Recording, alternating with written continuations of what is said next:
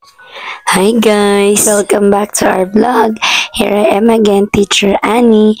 And for today's video, samahan niyo po ako na i-check ang mga test papers or answer sheets ng aking mga estudyante. Medyo pause na guys. So, ngayon guys, ay pina-finalize ko na yung mga answers ng aking mga estudyante. Nakapag-check naman na kami, kaso hindi namin nagawang matapos kasi inintay ko pa na ma-finish ng aking mga pupils yung kanilang exams. And then sabi ko, ako na lang yung magko-continue sa pag-check ng kanilang mga answer sheets dito sa bahay. So, tignan nyo guys, ang trabaho talaga ng teacher, hindi siya nagsisimula at natatapos sa school. Hanggang sa bahay guys hanggang sa bahay ay dala namin ang aming trabaho. Ayan, kumuha na ako ng ballpen para ipang-check sa answers ng aking mga bata. Red and violet yan guys. So, tingnan nyo naman, napakarami kong i-check guys.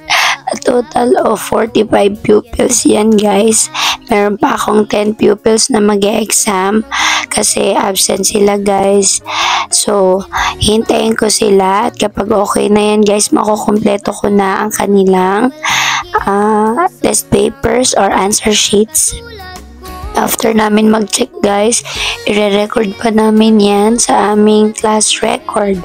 Ko-compute yung grades nila, saka pa lang kami makakapaglagay sa grading sheet and then sa card and then sa Form 137 or yung SF10. Sobrang dami pa guys. So, kaya na-imagine ko na ang aking Holy Week ay ilalaan ko talaga guys sa paggawa ng school forms.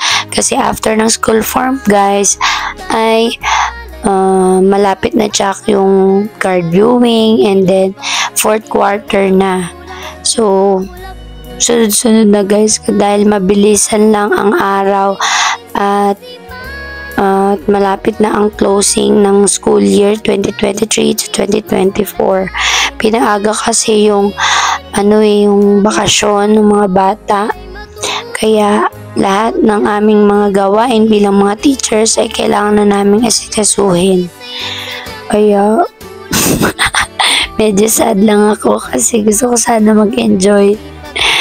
Gusto ko rin mag-relax, gusto ko rin magpahinga, pero unti-untiin ko to guys.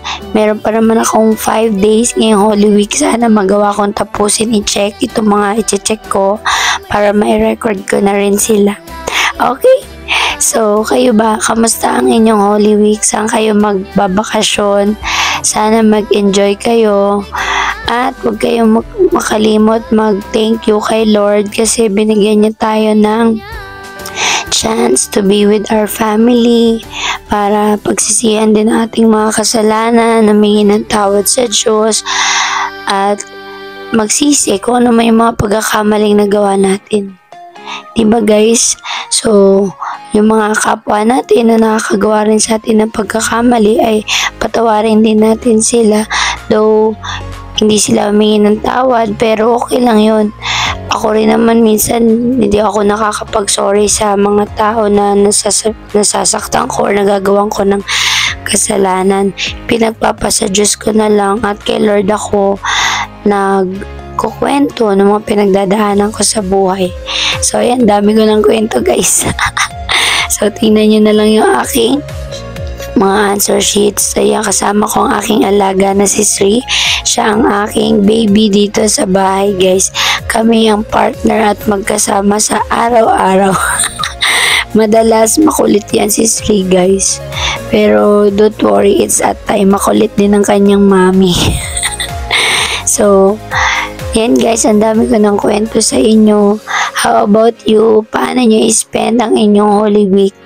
So, sigurado ako marami ako makikita sa Facebook ko na yung iba nagsiswimming, nagre-relax, nag-e-enjoy.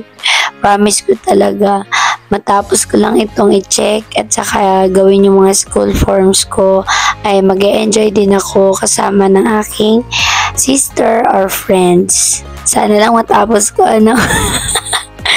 So, bukod dito guys, ay magpe-prepare din ako ng mga assignments ko kasi marami kaming assignments. Sunod-sunod din yung assignments namin sa doctoral class. Medyo marami lang akong ginagawa guys. Ewan ko ba, lagi na lang akong busy. Gusto ko rin naman mag-rest. So, ako kasi yung tao na ayoko yung naiipon yung mga gawain ko. Hanggat kaya ko, gagawin ko na yan ang gagawin. Para bago ulit kami magpasokan sa April 1, ay wala na akong naiiwang trabaho.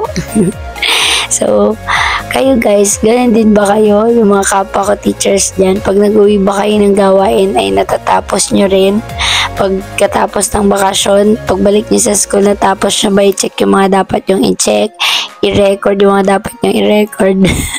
Ako, I'm hoping na magawa akong tapusin. So, sana lang guys. So, habang nag-check ako, nakikinig ako sa YouTube ng mga songs o kaya ng mga stories from Papa Dudut. And marami din ako lessons na natututunan doon. So, tingnan nyo naman ako guys, medyo serious ako dyan sa pag-check. Ay, nako. Wala na akong masabi guys, panoorin nyo na lang kung paano ako mag-check. Thank you guys for watching. Bye! Please like and subscribe. Magugulo, maingay at nabubuyo, kaya sila'y napapagalitan ng teacher ko. Hindi batang mabuti, palagi ay seryoso ang mga bata na katulad ko.